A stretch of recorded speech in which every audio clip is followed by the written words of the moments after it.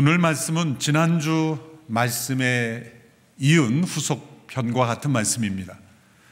지난주 말씀은 그리스도를 통하여 누리는 자유에 대한 말씀이었습니다. 그 자유는 죄로부터의 자유일 뿐만이 아니라 하나님을 기쁘게 순종하고 또한 이웃을 사랑으로 섬기는 자유라고 말씀드렸습니다. 자유란 무엇 의로부터의 자유일 뿐만 아니라 무엇 의로의 자유이기도 한 것입니다. 하나님께서 이스라엘 백성들을 출애굽시키셨습니다. 애굽으로부터 이끌어내셨고 또한 가나안으로 들어가게 하셨습니다. 출애굽 자체가 목표가 아닙니다.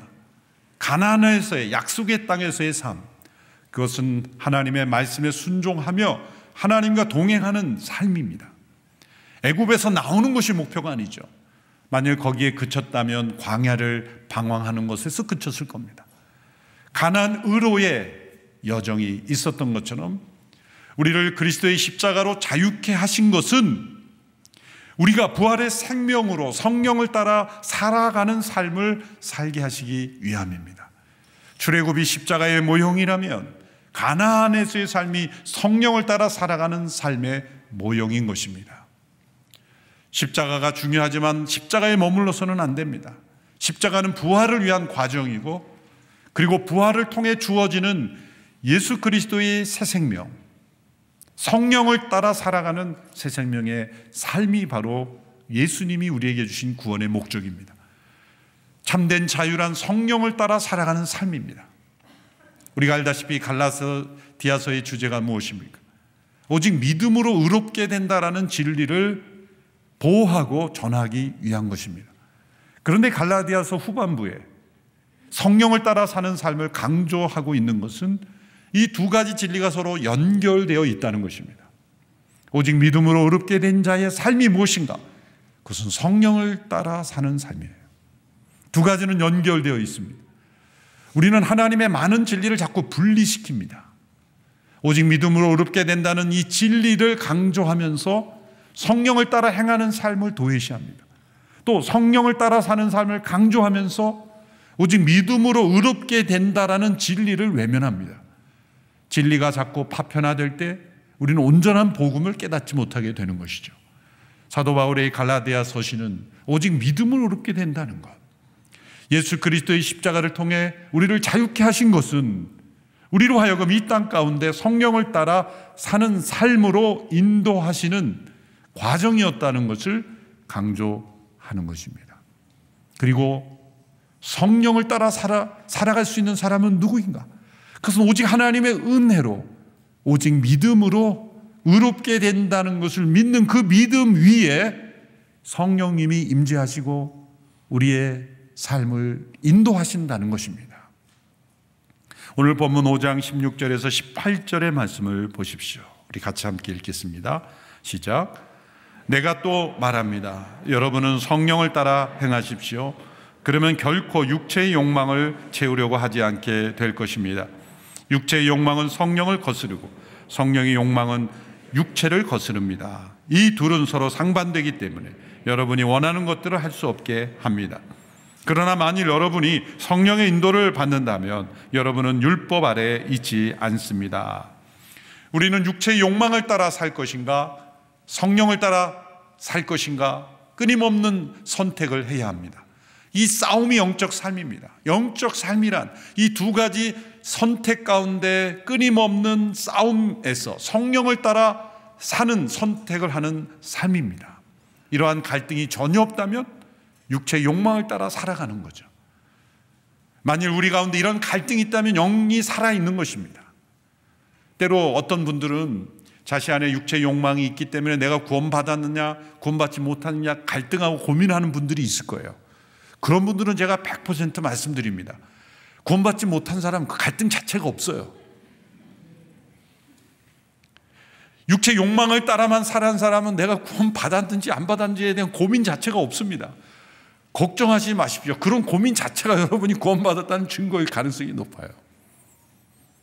성령을 따라 살 것인가 육체 욕망을 따라 살 것인가 이 끊임없는 갈등이 여러분 가운데 있다면 여러분은 새 생명이 여러분 안에 있는 거예요. 그렇다면 무엇을 선택할 것인가의 문제이지 내가 구원받았느냐 받지 못했느냐의 문제가 아닌 것이죠. 여기서 육체라는 단어는 우리의 몸, 피부로 덮여있는 우리의 영어로 body라고 하는 몸이 아닙니다. 이것은 타락한 옛사람의 본성, 남아있는 영향력입니다. 죄된 본성이죠. 헬라어는 sarx라고 하는 단어로 분명히 되어 있는데 우리말로 번역엔 때로 육체 혹은 육신, 때로는 몸 이렇게 다르게 번역이 되어 있기 때문에 때로 우리 몸 안에 있는 어떤 필요, 욕구 자체를 죄악시하는 경향이 있어요.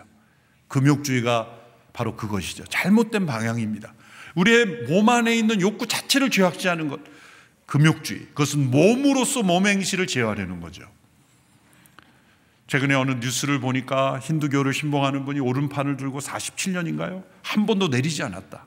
그래서 팔이 다 괴사돼서 이제는 내릴 수도 없는, 왜 그러는지.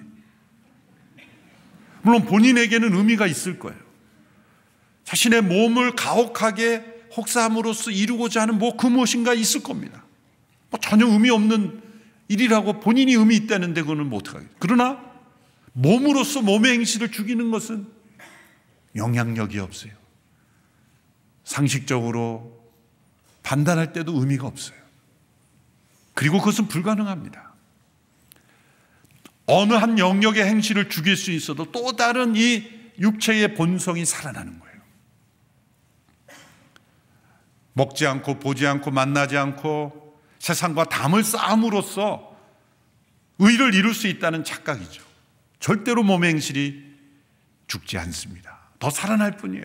중세시대의 추악한 범죄들은 다 수도원 담벼락 안에서 이루어졌어요. 세상과 담을 쌓는 그러한 몸을 단절시키고 가혹하게 하는 것으로서는 우리의 몸의 육신의 본성을 제어할 수 없어요. 또 이성적으로 우리가 생각한 어떤 규율이나 법칙을 지킴으로써 몸의 행실을 죽일 수 있다는 것도 착각입니다. 율법주의가 바로 그러한 것에서 나타나는 거죠. 우리가 무엇인가를 철저히 지킴으로써 우리의 몸의 행실을 죽일 수 있다. 죄악된 본성은 절대로 사라지지 않습니다. 예수님 당시에 바리새인들의 모습이 얼마나 자기 의로 충만했습니까? 그들만큼 철저하게 율법을 지킨다고 생각하는 사람이 누가 있었습니까? 그러나 인간의 이성이 만들어낸 어떤 룰, 규칙을 철저히 지키는 것 자체가 몸의 행실을 죽일 수 없습니다. 타락한 몸의 행실을 죽이는 것, 로마서 8장 13절에서 이렇게 말씀하고 있습니다. 만일 여러분이 육신을 따라 살면 반드시 죽을 것이지만 성령으로 몸의 행실을 죽이면 살 것입니다. 성령으로 몸의 행실을 죽이라. 개역개정엔 영으로서 몸의 행실을 죽이는데 정확하면 성령으로입니다. 또 성령을 받은 영으로서 몸의 행실을 죽이는 거예요. 몸으로서 몸의 행실을 죽이는 것도 실패입니다. 혼으로서 몸의 행실을 죽이는 것도 실패입니다. 오직 성령 받은 영의 능력으로, 성령의 능력을 의지하는 영으로서만 몸의 행실을 죽일 수 있다. 정교도들은 이런 것을 죄 죽이기, mortification이라는 단어를 사용했습니다. 어떻게 죄를 죽이는가? 어떻게 성령으로 몸의 행실을 죽입니까? 세 단계가 있습니다. 첫 번째 단계는 예수 그리스도와의 바른 관계를 믿음으로 세우는 겁니다. 예수님의 죽음이 나를 향한 하나님의 심판이었다고 믿는 것입니다. 그것을 로마서에서는 그리스도와 함께 십자가에 못 박혀 장사되었다고 표현하는 거예요. 예수님의 죽음만이 아니라 예수님의 죽음은 나의 죽음이다. 하나님은 예수님의 죽음을 나의 옛사람의 죽음으로 간주하시고 심판하신 것입니다. 우리가 예수님을 믿는다는 것은 그것을 믿는 거예요. 예수님을 믿는다는 것은 나의 옛사람이 더 교양 있는, 더 문화적으로, 더 종교적으로 발전하는 사람이 되려는 것이 아니라 예수님의 십자가는 나의 옛사람의 사형을 선고하고 집행한 겁니다. 희망이 없는 겁니다. 우리의 옛사람은 죽어야 하는 거예요. 스스로 죽을 수 없고 예수님의 죽음과 함께 죽는 것입니다. 오직 믿음으로 의롭게 된다는 것은 예수님의 그 죽음이 나의 옛사람의 죽음임을 믿음으로 이제 옛사람을 심판받았으므로 하나님께서 나를 새롭게 하시며 의롭게 하신다는 것을 받아들이는 겁니다. 이게 첫 번째 단계예요. 이 과정이 없이 죄를 죽인다는 것은 불가능한 거예요. 두 번째 단계는 성부 하나님과의 관계에서 하나님께 대한 이제 산 자요, 죄에 대한 죽은 자로 여기는 거예요. 여긴다는 단어가 중요한 단어입니다. 이것은 사실을 사실로 주장하는 거예요. 예수님의 십자가의 죽음이 나의 옛사람의 죽음임이 하나님의 진리이기에 그걸 믿는 거예요. 그래서 육체의 욕망이 일어날 때마다 나의 옛사람은 죽었다 선언하는 거예요. 너는 이제 나에게 더 이상 영향을 미칠 수 없다. 나의 옛사람에 대하여 죽음을 계속해서 선포하고 난 하나님께 대하여 살아있는 자다. 끊임없이 자신을 드려 하나님께 나아갈 때 놀랍게도 우리 안에 성령의 임재하심이 충만해지는 겁니다. 그게 세 번째 단계. 이제 성령을 따라 성령을 의지하며 살아가는 단계로 나가서 5장 16절에 그래서 이렇게 말씀하시는 거예요. 성령을 따라 행하십시오.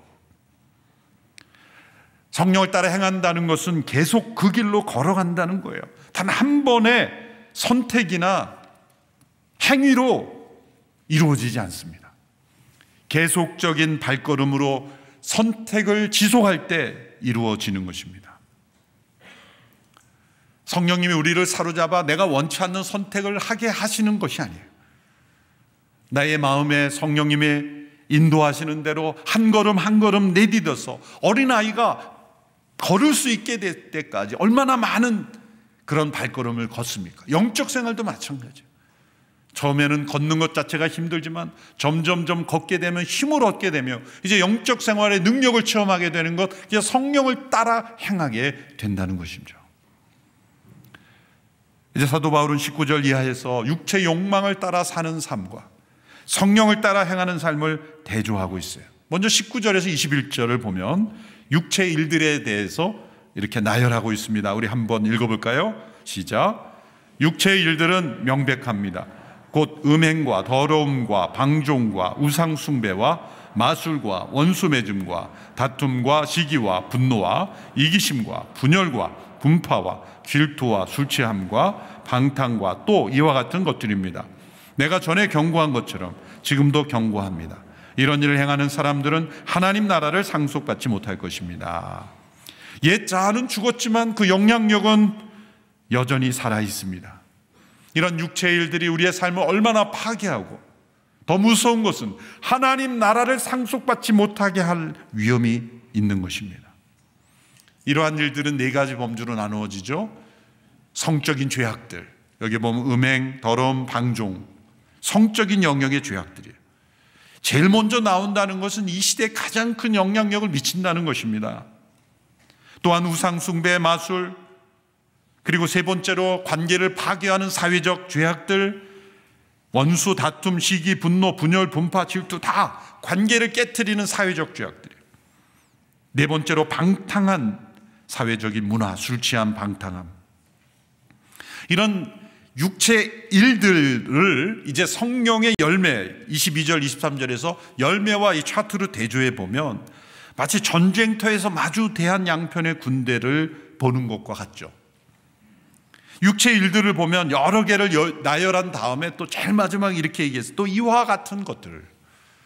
이 밖에도 열거할 게 참 많지만 열거하기에는 너무 지면이 짧아서 이 정도로 하자, 그런 뜻이죠. 성령의 열매는 9가지입니다. 그런데 여기에서 육체는 일이라 그랬고 성령의 열매라고 표현을 다르게 한 것에 중요한 의미가 있다고 봅니다. 왜 육체의 열매라고 하지 않고 또 성령의 일이라고 하지 않았을까? 저는 이렇게 생각해요. 육체에 관한 것은 즉각적입니다. 또 순간적으로 또 노력이 필요하지 않습니다. 여러분, 화내는데 굉장한 노력이 필요한 분 계세요? 어떤 일이 화나게 한 일이 있는데 화내게 하려면 엄청난 노력을 해야 되는 분이 계세요? 여러분, 분노는 그냥 순간적으로 치밀어 오르죠. 그게 어느 정도 시간이 걸립니까? 한 며칠 걸립니까? 생각해 봤더니 며칠 만에 분노가 이렇게 쫙 서서히 올라옵니까? 나는 그 분노가 안 올라오고 그래서 억지로 막 분노를 일으켜가지고, 아닙니다. 분노는 그냥 한순간에 치서 올라와요. 일이라는 거예요. 근데 성령의 열매는 오래 참는 것은 시간이 걸려요. 마음속에 올라오는 그 분노를 억제하고 오래 참는 것은 그냥 참고 또 참고 또 참고, 그래서 겨우 오래 참은 것으로 끝내요. 어떤 때는 열매긴 열매인데 썩은 열매일 수 있어요. 잘 참았는데 마지막에 화로 그냥 쏟아버리는 거예요. 그런 열매긴 열매인데 썩은 열매예요. 한쪽이 썩었어. 다 참았는데 마지막에 쏟아버리는 경우죠. 열매라는 건 시간이 필요한 것입니다. 점진적인 겁니다. 수많은 선택이 반복되어야 형성이 되는 겁니다. 성령의 열매입니다. 이 성령의 열매가 9가지로 구성이 되어 있죠. 개정번역으로, 저도 개정번역으로 암송이 다 되어 있어서 우리말로 하면은 이게 잘 안 나올 때가 있어요. 사랑, 희락, 화평, 오래 참음, 자비, 양선, 충성, 온유, 절제. 이 9가지인데 왜 단수로 썼을까? 학자들이 거기에 의문을 제기해요. 이건 실수일까? 의도일까? 의도라는 것이 더 분명해집니다.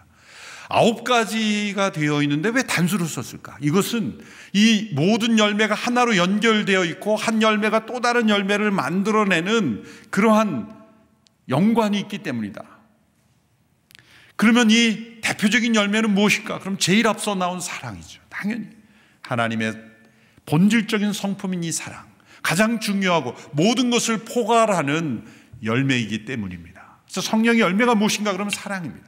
이 사랑의 열매가 모든 것을 포괄하기에 저는 나머지 열매들을 이 사랑의 열매로 이렇게 풀어서 표현해 보고자 합니다. 기쁨, 희락의 열매는 무엇인가? 행복한 사랑이다. 환경이 주는 행복이 아닌 성령께서 임재하심으로 주시는 이 기쁨의 행복. 화평이란 무엇입니까? 하나 된 사랑입니다. 오래 참음이란 인내하는 사랑입니다. 고린도서 13장의 사랑은 오래 참고 모든 것을 바라며 모든 것을 견딘다고 말씀했어요. 사랑의 열매에 중요한 것이 오래 참음입니다. 자비란 무엇입니까? 친절한 사랑입니다. 누군가를 도와줄 마음과 방법을 찾는 친절입니다. 양선이란 이기심이 없는 착한 사랑입니다. 자신보다 다른 사람의 유익을 항상 먼저 구하는 사랑이죠. 충성이란 책임감 있는 사랑이에요. 온유란 겸손한 사랑입니다. 절제란 훈련된 사랑입니다. 영어는 셀프 컨트롤이라고 그러죠. 이것은 자기 통제가 아니라 하나님의 뜻 가운데 자신을 내어드릴 수 있는 통제력을 의미하죠. 사랑의 열매로 시작해서 그 절정이 절제로 끝나는 것이 매우 중요합니다. 하나님의 사랑은, 충만한 사랑은 절제된 사랑입니다. 그래서 우리를 훈련하시는 거예요. 무분별한 사랑이 아니라 분별력 있는 사랑이기에 우리에게 때로 징계하시고 때로 심판하시고 우리를 훈련하시는 겁니다. 진정한 사랑은 분별력 있는 사랑이기 때문이죠. 사랑이 절제가 없다면 그 악의 도구가 될 가능성이 많습니다. 누군가 그런 말을 했죠. 하나님은 사랑이시다. 그런데 사랑이 절제되지 않는다면 그 사랑은 사탄이 될 수 있다. 그러나 하나님의 사랑의 열매는 절제까지 포함한 열매입니다. 그런데 5장 23절에 보면 이런 것들을 금지할 율법이 없다. 이러한 것들을 금지할 법이 없다. 이것은 막을 수 없다는 겁니다. 환경이, 대상이, 모든 상황이 이 열매를 제어 막을 수 없다. 멈추게 할 수 없다는 거죠. 어떠한 상황에서도 이 열매는 나타난다는 거예요. 성령의 은사는 단 한 번만 나에게 나타날 수 있어요. 일평생. 그리고 사라질 수 있어요. 상황에 따라, 그 사람의 상태에 따라, 그리고 그 상대방의 반응에 따라 은사는 전적인 성령의 주권적으로 작동하기 때문에 나를 통해 나타날 수도 있고 나타나지 않을 수도 있어요. 그러나 성령의 열매는 반드시 나타납니다. 이 같은 것을 금지할 법이 없다. 막을 수 없습니다.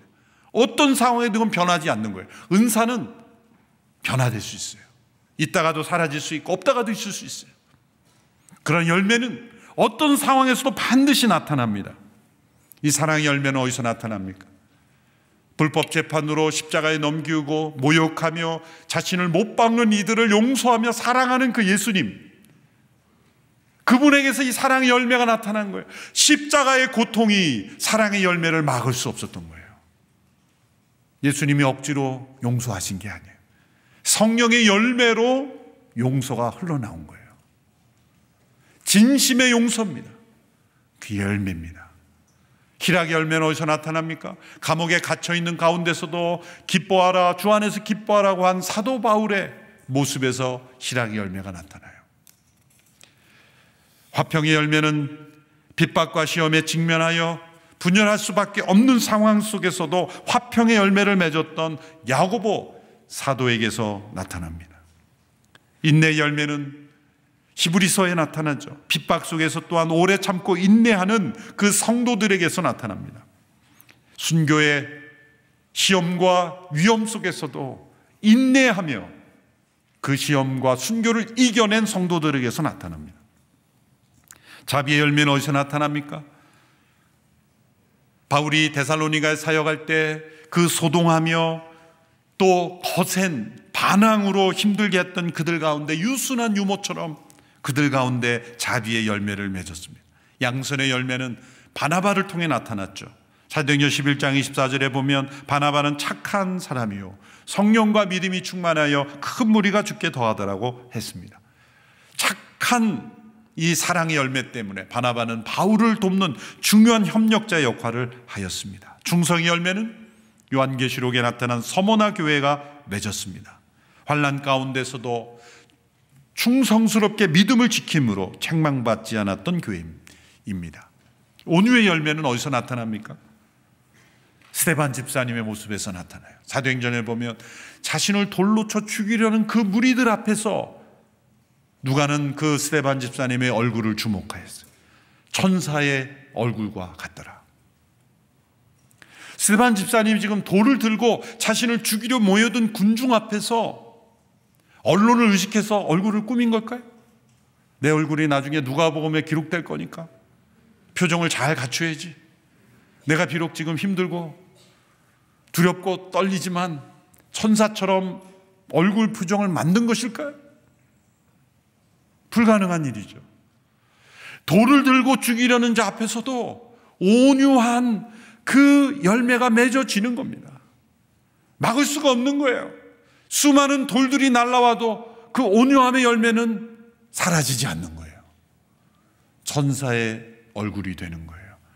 아마 천국에 가면 그 스데반 집사님의 그 얼굴의 모습이 사진으로 남아있을지 모르겠어요. 누가가 그 순간을 포착해서 천사의 얼굴과 같은 그 온유한 스데반 집사님의 성령의 열매를 증거하고 있는 것입니다. 절제 열매는 역시 사도 바울입니다. 장막을 만들어 팔며 수많은 고난 속에서 이 일을 다투는 자마다 모든 일에 절제하나니 사도 바울의 끊임없는 이 절제가 그가 쓰임받을 수 있었던 비결입니다. 이 모든 열매들은 무엇입니까? 한 번의 선택으로 주어지는 것이 아닙니다. 끊임없는 반복되는 실천, 순종, 그리고 계속 그 길을 걸어갈 때 놀랍게도 성령의 능력 가운데 열매가 맺어지는 거예요. 한 열매가 또 다른 열매를 맺고, 사랑이 희락의 열매를, 희락이 오래 참음의 열매를, 오래 참음이 자비의 양선의 열매를, 그리고 충성과 온유와 절제의 열매를 풍성하게 맺었던 것입니다. 육체의 욕망을 따르는 삶은 분명 또다시 죄의 종이 될 뿐만 아니라 율법의 종이 되며 자유를 잃어버린 삶인 것이 분명합니다. 그러나 주의 영이 계신 곳에는 자유가 있다는 말씀처럼 성령을 따라 행하는 삶은 참으로 자유한 삶인 줄로 믿습니다. 성령을 따라 사는 삶이 되기를 축원합니다. 오직 믿음으로 의롭게 된 자는 누구인가? 성령을 따라 사는 삶이다. 이러한 축복을 누림으로 우리 안에 이 성령의 열매가 충만하게 맺어지는 복된 삶이 되기를 축원합니다. 기도하겠습니다. 하나님 아버지, 성령을 따라 살 수 있는 은혜를 주심을 감사합니다. 그러한 능력을 체험할 수 있는 위치에 우리를 두셨으니 끊임없는 믿음의 선택으로 인하여 성령 충만한 삶을 살게 하여 주옵시고 성령의 열매를 풍성하게 맺게 하여 주옵소서. 예수님의 이름으로 기도합나이다. 아멘.